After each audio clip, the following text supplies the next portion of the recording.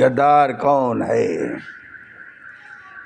آئین پاکستان کا آرٹیکل 6 کہتا ہے کہ ہر وہ شخص غدار ہے جو طاقت کے استعمال یا کسی غیر آئینی طریقے سے آئین پاکستان کو منسوخ، تحلیل، معطل یا عارضی طور پر بھی معطل کرتا ہے، یا ایسا کرنے کی کوشش بھی کرتا ہے، یا ایسا کرنے کی سازش میں شریک ہوتا ہے۔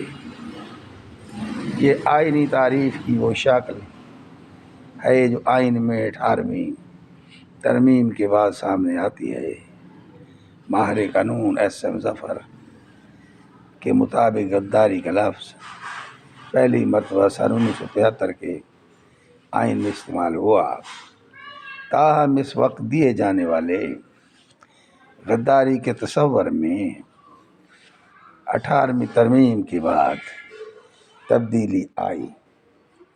جو اضافہ کیا گیا وہ یہ تھا کہ آئین کو معطل یا عارضی طور پر بھی معطل کرنے والا شخص یا ایسے شخص کی امداد کرنے والا شخص غدار ہوگا۔